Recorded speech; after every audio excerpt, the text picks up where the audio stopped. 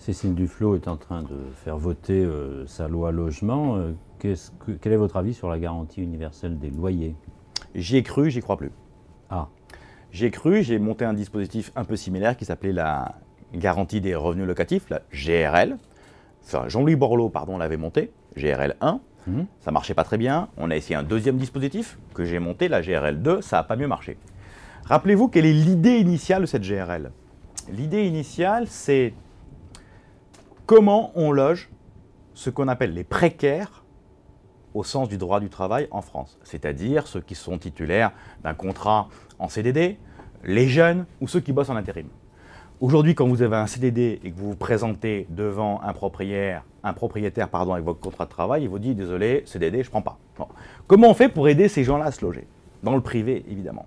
On s'est dit, si on garantit que le loyer sera payé via un système d'assurance, ben peut-être que le propriétaire acceptera le précaire en question. Est-ce que ça a marché? Réponse, non.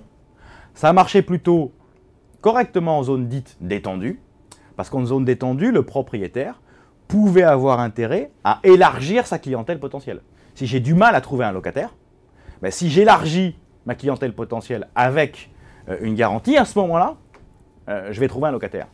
Mais à Paris, en Île-de-France, à Marseille ou à Bordeaux, dans les zones dites tendues, le propriétaire, quoi qu'il arrive, quand il a 10 dossiers devant lui, entre un CDD et un CDI garanti ou pas garanti, il choisira le CDI. Donc ça ne marchera pas, premier élément. Deuxième élément, on va taxer 100% des locataires et des propriétaires, autour de 2%. C'est de fait un impôt nouveau de 2% sur l'ensemble des contrats locatifs.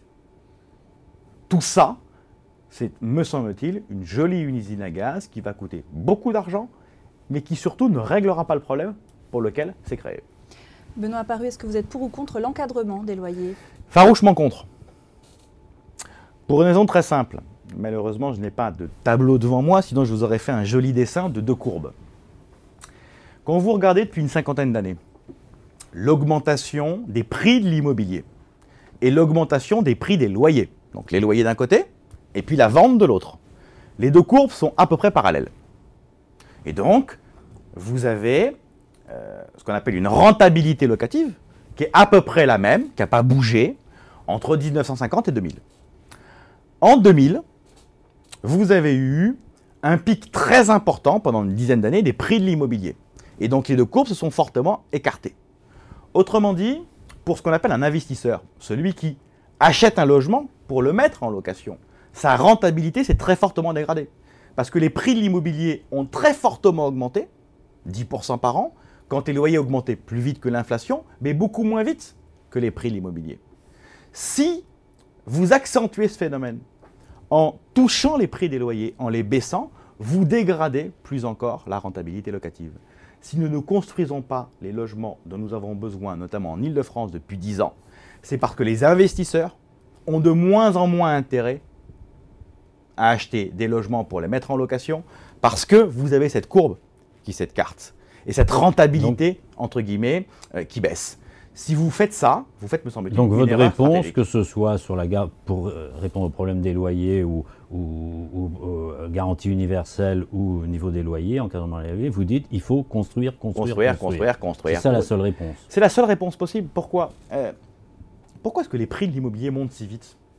Pourquoi est-ce que les loyers montent si vite? C'est le jeu classique de l'offre et de la demande. D'accord. Mais pourquoi construit-on pas davantage? Parce que c'est devenu de moins en moins rentable pour celui qui construit de construire.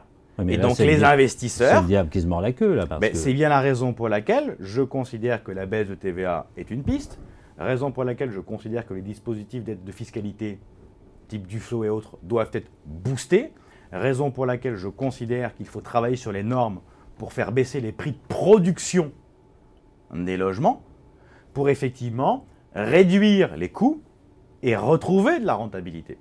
Donc l'investissement Duflot, c'est une bonne réponse, enfin une partie de la réponse. C'est une partie de la réponse. En l'occurrence, le produit n'est pas suffisamment dynamique. En règle générale, on fait, en France, depuis une dizaine d'années, en moyenne 350 000, 400 000 logements par an. Bon. Les très bonnes années, on a réussi à monter presque à 450 000. Sur les 400 000 logements, vous avez 100 000 logements sociaux. Vous avez 200 000 maisons individuelles. Et vous avez 100 000 logements fabriqués par les promoteurs. Le dispositif du flot on prévoit d'en faire 45 000. Il faudra en faire 100. On en fait 45 000, le dispositif du flot. Et en objectif. Et cet objectif ne sera pas atteint. Si on en fait 25-30 000, c'est le bout du monde. Donc vous voyez le gap. Et ce gap, pourquoi? Parce que le produit n'est pas suffisamment intéressant.